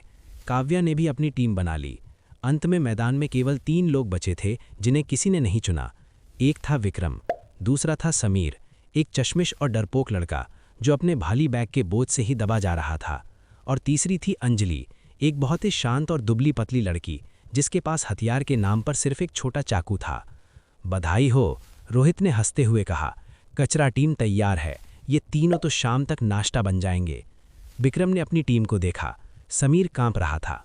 भाई, मुझे घर जाना है, मुझे लड़ना नहीं आता, मैं तो बस गलती से यहाँ आ गया। विक्रम ने उसके कंधे पर हाथ रखा। चिंता मत करो, मेरे साथ रहो, तुम जिंदा वापस जाओगे। दृश्य, बख्तरबंद ट्रक। छात्रों को बड़े बड़े मिलिट्री ट्रकों में भरकर शहर से बाहर ले जाया गया। जैसे ही ट्रक ने शहर की सुरक्षा दीवार पार की, नज़ारा बदल गया। बाहर की दुनिया वीरान थी। विशाल पेड़ जिनकी पत्तियां नीली और तने धातु जैसे सख्त थे, आसमान को छू रहे थे। अजीबोगरीब पक्षियों की आवाज़ें आ रही थीं जो किसी जानवर की दहाड़ जैसी लगती थीं। ट्रक के अंदर काव्या अपनी सीट से बार बार विक्रम को देख रही थी। उसकी निगाहें विक्रम के हाथों पर थीं, वही हाथ जिन्होंने कल कसाई को हराया था। उसे शक था लेकिन यकीन नहीं। 2 घंटे बाद ट्रक एक झटके के साथ रुका। उतरो, हम पहुंच गए हैं। वे जंगल के किनारे बेस कैंप पर थे। हवा यहाँ भारी थी। हर सांस के साथ ऐसा लगता था जैसे फेफड़ों में लोहा जा रहा हो। परीक्षा शुरू। नायर सर ने सीटी बजाई। शाम 6 बजे तक वापस आना है। सभी टीमें जंगल में दौड़ पड़ीं। आर्यमन की टीम सबसे आगे थी। वे शोर मचाते हुए अंदर गए जैसे उन्हें किसी का डर ना हो। विक्रम ने अपनी टीम यानी समीर और अंजलि को इशारा किया। हम उनके पीछे नहीं जाएंगे, हम पश्चिम की तरफ से जाएंगे। लेकिन उधर झाड़ियाँ बहुत घनी हैं, समीर ने डरते हुए कहा। जहाँ रास्ता आसान होता है वहाँ शिकार नहीं मिलते, विक्रम ने कहा और झाड़ियों में घुस गया। दृश्य, ताम्र वन के अंदर। करीब 1 घंटे तक चलने के बाद जंगल घना हो गया था। सूरज की रोशनी पेड़ों के पत्तों से छनकर जमीन पर अजीब परछाइयां बना रही थी। अचानक विक्रम रुक गया। उसने अपना हाथ उठाया। रुको, क्या हुआ? अंजलि ने फुसफुसाते हुए पूछा। विक्रम ने अपनी नाक से हवा को सूंघा। उसे खून की गंध आ रही थी और साथ ही उसके दिमाग में सिस्टम की घंटी बजी। बीप। आसपास शत्रु का पता चला। प्रजाति लौह भेड़िया, आयरन वुल्फ। संख्या 3 भेड़िए, विक्रम ने धीरे से कहा। समीर, अंजलि, पेड़ के पीछे छुप जाओ। भेड़िए? समीर का चेहरा सफ़ेद पड़ गया। लेकिन मुझे तो कुछ दिखाई नहीं दे रहा। तभी झाड़ियों से गुर्राने की आवाज़ आई। 3 बड़े भेड़िए बाहर निकले। इनकी चमड़ी लोहे की तरह स्लेटी ग्रे थी और इनकी आंखें अंगारे की तरह जल रही थीं। ये ताम्रदंत सूअर से कहीं ज़्यादा खतरनाक थे क्योंकि ये झुंड में शिकार करते थे। अंजलि ने अपना छोटा चाकू निकाला लेकिन उसके हाथ कांप रहे थे। सबसे बड़ा भेड़िया अल्फा सीधे समीर की तरफ लपका। बचाओ, समीर चिल्लाया और पीछे गिर गया। भेड़िया हवा में उछला। उसके जबड़े समीर की गर्दन दबोचने के लिए खुले थे। लेकिन तभी एक परछाई तेजी से बीच में आई। खचाक। विक्रम ने भेड़िए की छलांग के बीच में ही उसे लात मारी और उसे दूर फेंक दिया। इससे पहले कि बाकी 2 भेड़िए कुछ समझ पाते, विक्रम ने अपना खंजर निकाला। उसकी फुर्ती 13 अब काम आ रही थी। वो दूसरे भेड़िए की तरफ दौड़ा। भेड़िए ने पंजा मारा लेकिन विक्रम नीचे झुक गया और खंजर सीधा भेड़िए के पेट में उतार दिया। सिस्टम लौह भेड़िया मारा गया। जीव तत्व +0। तीसरा भेड़िया डर गया लेकिन विक्रम ने उसे भागने का मौका नहीं दिया। उसने जमीन से एक पत्थर उठाया और पूरी ताकत 11 स्ट्रेंथ से फेंका। पत्थर गोली की तरह गया और भेड़िए की खोपड़ी से टकराया। भेड़िया वहीं ढेर हो गया। समीर और अंजलि अपनी आंखों पर विश्वास नहीं कर पा रहे थे। 10 सेकंड, सिर्फ 10 सेकंड में विक्रम ने 3 लौह भेड़ियों को मार गिराया। तुम समीर ने हकलाते हुए कहा। तुमने क्लास में टॉप क्यों नहीं किया? तुम तो आर्यमन से भी तेज हो। विक्रम ने मरे हुए भेड़िए से अपना खंजर साफ किया। क्लास में नंबर नहीं मिलते समीर, जंगल में जिंदगी मिलती है। तभी विक्रम के दिमाग में एक और नोटिफिकेशन आया। इस बार ये लाल रंग में ब्लिंक कर रहा था। मिशन अपडेट, दुर्लभ म्यूटेंट बीस्ट की उपस्थिति का पता चला। दिशा उत्तर की ओर 2 किलोमीटर। चेतावनी, ये क्षेत्र निषिद्ध क्षेत्र के पास है। विक्रम ने उत्तर दिशा की ओर देखा, जहां घने काले बादल छाए हुए थे। सुनो, विक्रम ने समीर और अंजलि की तरफ मुड़कर कहा, इन 3 भेड़ियों को तुम लोग रख लो, इससे तुम दोनों परीक्षा में पास हो जाओगे। क्या? अंजलि चौंक गई। और तुम क्या करोगे? मुझे, विक्रम ने उत्तर की ओर देखते हुए कहा, मुझे एक पुराना हिसाब चुकता करना है, मैं थोड़ी देर में वापस आऊंगा। पागल हो गए हो? समीर चिल्लाया। उधर रेड लाइन है, सर ने मना किया था। मैं बस थोड़ा आगे जाकर देखूंगा, विक्रम ने झूठ बोला। तुम लोग यहीं रुको और अगर कोई आए तो छुप जाना। इससे पहले कि वे उसे रोक पाते, विक्रम झाड़ियों में गायब हो गया। वो जानता था कि वो एक बहुत बड़ा खतरा मोल ले रहा था, लेकिन स्वर्ण कमल को विकसित करने के लिए उसे उस म्यूटेंट का खून चाहिए था। और उसे ये नहीं पता था कि कोई और भी था जो छिपकर उसे देख रहा था। पेड़ों के ऊपर एक ड्रोन उड़ रहा था, जिसका कैमरा सीधा विक्रम पर फोकस था। बेस कैंप में एक स्क्रीन के सामने कर्नल रंजीत, काव्या के पिता, खड़े थे। कर्नल ने स्क्रीन पर विक्रम को रेड लाइन की तरफ बढ़ते हुए देखा। तो मेरा शक सही था, ये लड़का साधारण नहीं है। देखें जरा ये मौत के मुंह में जाकर क्या करता है। दोपहर के 2 बज चुके थे। जंगल का वातावरण अब बदल चुका था। जैसे जैसे विक्रम उत्तर दिशा की ओर बढ़ रहा था, हवा में ऑक्सीजन कम और एक अजीब सी कसैली गंध बढ़ती जा रही थी। पेड़ अब तांबे के रंग के नहीं, बल्कि काले और झुलसे हुए लग रहे थे। यहाँ की जमीन भी पथरीली और ऊबड़ खाबड़ थी। विक्रम एक विशाल पेड़ के तने के पास रुका। उसके सामने जमीन पर एक मोटी लाल लकीर खींची गई थी। इसके पार निषिद्ध क्षेत्र था। जगह जगह चेतावनी के बोर्ड लगे थे। खतरा, आगे म्यूटेंट जीव हैं, प्रवेश वर्जित। विक्रम का दिल जोर से धड़का। एक आम छात्र यहां से लौट जाता, लेकिन विक्रम को अपनी मां का चेहरा और वो 50,000 का कर्ज याद था। उसे ताकतवर बनना था, और ताकत जोखिम मांगती है। उसने एक गहरी सांस ली और लाल लकीर को पार कर लिया। जैसे ही उसने अपना पहला कदम उस पार रखा, जंगल एकदम शांत हो गया। पक्षियों की आवाज़ें बंद हो गईं। यहाँ सन्नाटा इतना गहरा था कि विक्रम को अपनी सांसों की आवाज़ भी तूफान जैसी लग रही थी। तभी उसके कानों ने एक बहुत धीमी आवाज़ पकड़ी। ज़्ज़, ज़्ज़। ये किसी जानवर की आवाज़ नहीं थी, ये मशीन की आवाज़ थी। विक्रम ने अपनी गर्दन नहीं घुमाई, लेकिन अपनी आंखों के कोने से ऊपर देखा। पेड़ों के घने पत्तों के बीच करीब 500 मीटर ऊपर एक छोटा सा काला बिंदु उड़ रहा था। Defence drone. विक्रम का दिमाग तेजी से दौड़ा। इसका मतलब है कि कोई मुझे देख रहा है, शायद नायर सर या फिर मिलिट्री वाले। अगर उन्होंने मुझे म्यूटेंट का शिकार करते देख लिया तो सवाल उठेंगे। लेकिन अब पीछे हटने का समय नहीं था। उसे बस ये सुनिश्चित करना था कि वो अपनी स्वर्ण कमल की शक्तियों का इस्तेमाल ऐसे करे कि ऊपर कैमरे को कुछ पता न चले। विक्रम ने अपनी चाल बदल दी। वो पेड़ों की छाया में जिगजैग तरीके से दौड़ने लगा, ताकि कैमरा उसे ठीक से फोकस ना कर पाए। करीब 20 मिनट दौड़ने के बाद सिस्टम ने फिर से चेतावनी दी। चेतावनी, लक्ष्य करीब है, 50 मीटर। जीव का प्रकार उत्परिवर्तित, म्यूटेंट। खतरे का स्तर उच्च। विक्रम एक चट्टान के पीछे छिप गया और नीचे झांका। सामने एक छोटा सा तालाब था, जिसका पानी हरा और जहरीला लग रहा था, और उस तालाब के किनारे वो जीव बैठा था, जिसे देखकर विक्रम के रोंगटे खड़े हो गए। वो एक वज्रकंटक साही था, थंडर स्पाइन पॉर्क्यूपाइन। ये कोई आम साही नहीं था। इसका आकार एक छोटी कार जितना बड़ा था। इसके शरीर पर लगे कांटे लोहे के भालों जितने लंबे और नुकीले थे। और सबसे डरावनी बात, उसकी पूंछ पर नीले रंग की बिजली यानी इलेक्ट्रिसिटी कड़क रही थी। बिजली? विक्रम ने थूक निगला। ये तो सचमुच का राक्षस है। विक्रम ने सिस्टम से स्कैन किया। स्थिति, वज्रकंटक साही। ताकत 18, फुर्ती 15, विशेषता विद्युत झटका। कमजोरी, पेट का निचला हिस्सा, मुलायम त्वचा। ताकत 18, फुर्ती 15। विक्रम ने हिसाब लगाया। इसकी फुर्ती मुझसे ज्यादा है। अगर मैं सीधा भिड़ा तो ये मुझे अपने कांटों से छलनी कर देगा और बिजली का झटका मुझे भून देगा। लेकिन उसे इसका खून चाहिए था। म्यूटेंट का खून स्वर्ण कमल को अगले स्तर पर ले जा सकता है। विक्रम ने अपनी जेब से एक मजबूत नायलॉन की रस्सी निकाली, जो वो समीर के बैग से चुरा लाया था। उसने एक भारी पत्थर उठाया और रस्सी को उससे बांध दिया। दिमाग विक्रम, दिमाग का इस्तेमाल कर, उसने खुद से कहा। उसने पत्थर को तालाब के दूसरी तरफ जोर से फेंका। छपाक। आवाज होते ही साही चौंक गया। उसके शरीर के सारे कांटे खड़े हो गए और उनमें से चट चट बिजली की आवाज आने लगी। साही तेजी से आवाज की दिशा में मुड़ा। यही वो मौका था जिसका विक्रम इंतजार कर रहा था। विक्रम चट्टान के ऊपर से कूदा। हवा में ही उसने अपना खंजर सीधा कर लिया। उसका निशाना साही की गर्दन नहीं, बल्कि उसकी आंख थी। लेकिन म्यूटेंट जानवर की इंद्रियां बहुत तेज होती हैं। जैसे ही विक्रम हवा में उसके करीब पहुंचा, साही ने उसे देख लिया। साही ने पलक झपकते ही अपनी पूंछ घुमाई। उसकी पूंछ से एक छोटा सा बिजली का गोला, इलेक्ट्रिक ऑर्ब, विक्रम की तरफ दागा गया। धत! विक्रम ने हवा में अपने शरीर को मोड़ने की कोशिश की, लेकिन वो पूरी तरह नहीं बच पाया। बिजली का झटका उसके बाएं कंधे को छू कर निकल गया। आह! विक्रम को लगा जैसे किसी ने उसका कंधा जला दिया हो। वो जमीन पर लुढ़का, उसका शरीर सुन्न पड़ गया। साही ने एक भयानक चीख मारी और अपनी पीठ विक्रम की तरफ कर दी। वो अपने नुकीले कांटों को विक्रम के शरीर में उतारने के लिए तैयार था। बेस कैंप में कर्नल रंजीत ये स्क्रीन पर देख रहे थे।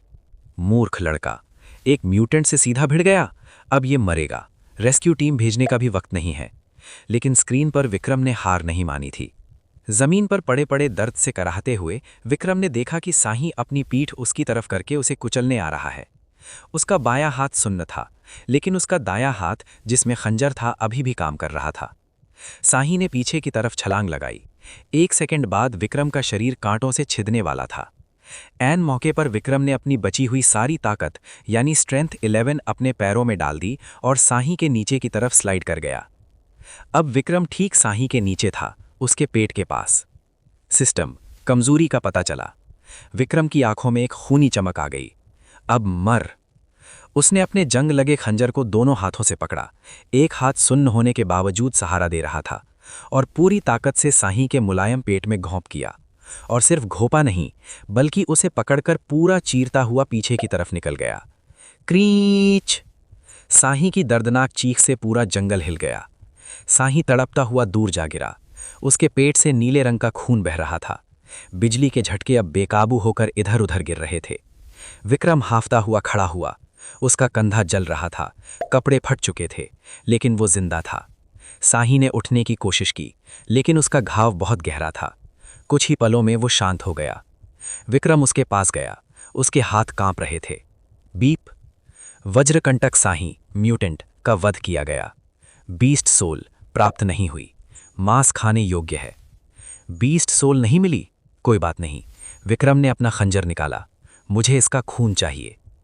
उसने सावधानी से साही के घाव से बहते हुए नीले खून को अपनी हथेली में लिया। ड्रोन अभी भी ऊपर मंडरा रहा था, इसलिए उसने ऐसा दिखाया जैसे वो घाव की जांच कर रहा है, लेकिन असल में उसकी हथेली उस खून को सोख रही थी। जैसे ही म्यूटेंट का खून उसकी त्वचा को छुआ, स्वर्ण कमल पागल हो गया। चेतावनी, उच्च ऊर्जा का पता चला। स्वर्ण कमल, विकास प्रारंभ। स्तर 2, लौह त्वचा, आयरन स्किन अनलॉक हो रही है। विक्रम को लगा जैसे उसका खून उबलकर भाप बन रहा है। ये दर्द पिछले दर्द से 1000 गुना ज्यादा था। उसकी त्वचा का रंग बदलने लगा, हल्का सा धात्विक चमकने लगा। वो दर्द से चीखना चाहता था, लेकिन उसने अपने दांत भींच लिए। अगर वो चीखा तो ड्रोन को शक हो जाएगा। उसने साही के सबसे कीमती हिस्से, उसके बिजली वाले कांटों को तोड़ा और अपने बैग में भर लिया। ये सबूत होगा कि मैंने क्या किया है। तभी उसके कम्युनिकेटर पर नायर सर की आवाज़ गूंजी। विक्रम, तुम्हारी लोकेशन रेड लाइन के पार दिख रही है। तुम वहां क्या कर रहे हो? तुरंत वापस आओ, अभी। विक्रम ने आसमान की तरफ देखा, जहां ड्रोन मंडरा रहा था। उसने अपने खून से सने चेहरे पर एक फीकी मुस्कान दी। आ रहा हूं सर, उसने बुदबुदाया। लेकिन अब मैं वो छात्र नहीं हूं जो यहां आया था। वो वापस मुड़ा, लेकिन उसकी चाल लड़खड़ा रही थी। जहर और चोट का असर हो रहा था। क्या वो समय पर वापस पहुंच पाएगा, या जंगल का कोई दूसरा शिकारी उसे घायल हालत में दबोच लेगा? जंगल में शाम ढल रही थी। सूरज की आखिरी किरणें ताम्र वन के धातुई पत्तों को और भी लाल बना रही थीं। विक्रम घिसटते हुए दक्षिण दिशा की ओर बढ़ रहा था। उसका शरीर आग की भट्टी की तरह तप रहा था। वो दर्द जो उसे म्यूटेंट के खून को सोखने से हो रहा था, वो किसी चोट के दर्द से कहीं ज्यादा गहरा था। उसे लग रहा था जैसे उसकी त्वचा के नीचे की हर कोशिका टूटकर दोबारा जुड़ रही है। System update. प्रक्रिया 80% पूर्ण। चेतावनी, मेजबान का शरीर अत्यधिक तनाव में है। चुप कर, विक्रम ने दांत भींचते हुए सिस्टम को जवाब दिया। अगर मैं यहां रुका तो जंगली जानवर मुझे नोच खाएंगे। उसका बायां कंधा जो बिजली के झटके से जल गया था, अब अजीब तरह से सुन्न पड़ गया था। उसने गौर किया कि जले हुए मांस पर एक पतली काले धातु जैसी परत जमने लगी थी। खून बहना बंद हो गया था। ये लौ त्वचा है, उसने हैरानी से सोचा। झाड़ियों को हटाते हुए वो आखिरकार उस जगह पहुंचा जहां उसने समीर और अंजलि को छोड़ा था। विक्रम! समीर की रौंदी आवाज आई। वो और अंजलि एक पेड़ के नीचे दुबके बैठे थे। उनके पास 3 मरे हुए भेड़िए पड़े थे। विक्रम को देखते ही अंजलि की चीख निकल गई। तुम्हारी हालत, तुम्हारे कपड़े जले हुए हैं और खून। विक्रम ने हाथ के इशारे से उसे चुप रहने को कहा। वो बोलने की हालत में नहीं था। उसने अपनी पीठ पर लदा हुआ भारी बैग जमीन पर पटका। बैग उठाओ, विक्रम ने भारी आवाज में कहा, और चलो, वक्त नहीं है। समीर ने बैग उठाया और हैरान रह गया। बाप रे, इसमें क्या है? पत्थर भरे हैं क्या? सवाल बाद में। विक्रम लंगड़ाते हुए आगे बढ़ा। कैंप चलो। दृश्य बेस कैंप। शाम के 6 बज चुके थे। लगभग सभी टीमें वापस आ चुकी थीं। आर्यमन और उसका ग्रुप एक बड़ी मेज के पास खड़ा था, जहां उन्होंने अपने शिकार का ढेर लगा रखा था। 5 ताम्रदंत सुअर और 2 रेंगने वाले बिच्छू। सर, मुझे नहीं लगता किसी और ने इतना स्कोर किया होगा। आर्यमन ने गर्व से इंस्ट्रक्टर नायर को दिखाया। रोहित भी अपनी पट्टियों के बावजूद हंस रहा था। और वो हीरो विक्रम अभी तक नहीं आया? शर्त लगा लो, या तो वो भाग गया होगा या किसी जानवर का डिनर बन गया होगा। काव्या एक कोने में चुपचाप खड़ी थी। उसकी टीम ने भी अच्छा प्रदर्शन किया था, लेकिन उसकी नज़रें जंगल के रास्ते पर टिकी थीं। उसे एक अजीब सी बेचैनी हो रही थी। समय समाप्त। नायर सर ने अपनी घड़ी देखी। गेट बंद करो, जो रह गया वो फेल। सैनिकों ने कैंप का गेट बंद करना शुरू किया। रुको! जंगल के अंधेरे से एक आवाज़ आई। सबकी नज़रें गेट की ओर घूमी। वहां 3 आकृतियां लड़खड़ाते हुए आ रही थीं। सबसे आगे समीर और अंजलि थे, जो बुरी तरह हाँफ रहे थे, और उनके पीछे विक्रम। विक्रम की हालत देखकर सब चुप हो गए। उसके कपड़े चिथड़े हो चुके थे, शरीर पर कालिख और धूल जमी थी। वो किसी युद्ध से लौटा हुआ लग रहा था। तुम लेट हो, नायर सर ने कड़क आवाज में कहा। और विक्रम, मैंने तुम्हें रेड लाइन के पास देखा था। तुम्हें नियम तोड़ने के लिए कोर्ट मार्शल किया जा सकता है। आर्यमन हंसा। सर, इसे फेल कर दीजिए। देखो, खाली हाथ आया है। इसका बैग समीर ने पकड़ रखा है, मतलब समीर ने ही शिकार किया होगा। विक्रम ने कोई जवाब नहीं दिया। वो धीरे धीरे आगे बढ़ा और नायर सर के टेबल के पास पहुंचा। सर, विक्रम की आवाज़ फटी हुई थी, लेकिन उसमें एक अजीब सा वजन था। मैंने नियम तोड़ा, लेकिन वजह वाजिब थी। वाजिब वजह? क्या वजह थी? जान देना। विक्रम ने समीर की ओर देखा। बैग खोलो। समीर ने कांपते हाथों से बैग की चेन खोली और उसे टेबल पर उल्टा कर दिया। छन छन छन। बैग से लोहे के भारी भरकम काले और नीले रंग के कांटे टेबल पर गिरे। हर कांटा एक तलवार जितना लंबा था, और सबसे डरावनी बात, उनमें से कुछ पर अभी भी हल्की हल्की नीली बिजली चमक रही थी। भीड़ में सन्नाटा छा गया। इतना सन्नाटा कि जंगल के कीड़ों की आवाज़ भी सुनाई दे रही थी। नायर सर की आंखें फटी की फटी रह गईं। वो एक अनुभवी सैनिक थे। वो जानते थे कि ये क्या चीज़ है। ये... नायर सर ने एक कांटा उठाने की कोशिश की, लेकिन बिजली के झटके ने उन्हें पीछे हटा दिया। वज्रकंटक शाही, एक म्यूटेंट! क्या? छात्रों के बीच खलबली मच गई। म्यूटेंट? असंभव! वो तो टैंक से भी नहीं मरते। विक्रम ने इसे कैसे मारा? आर्यमन का चेहरा पीला पड़ गया।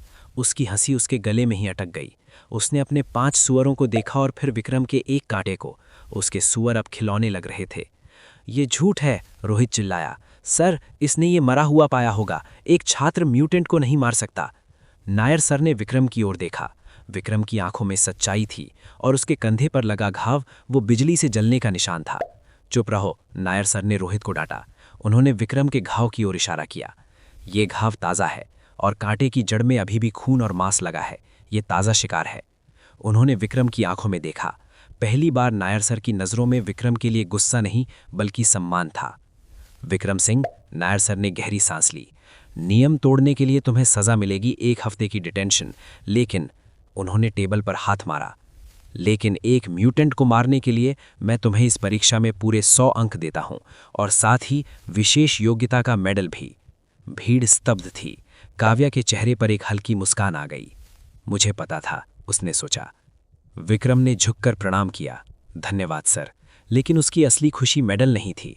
उसकी असली खुशी वो आवाज़ थी जो सिर्फ उसे सुनाई दे रही थी। बीप। प्रक्रिया पूर्ण। विकास सफल।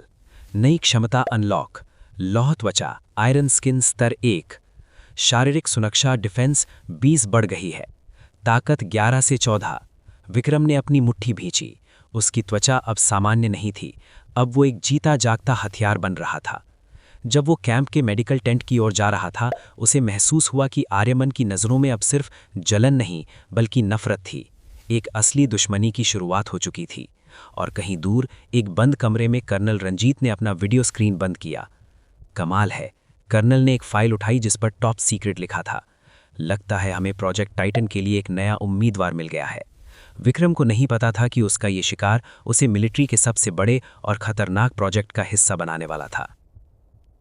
अगर आपको ये वीडियो पसंद आई हो तो लाइक ज़रूर करें और ऐसी ही दमदार कहानियों के लिए एस वीडियोस चैनल को सब्सक्राइब करें। मिलते हैं अगली वीडियो में एक नई और ज़बरदस्त कहानी के साथ।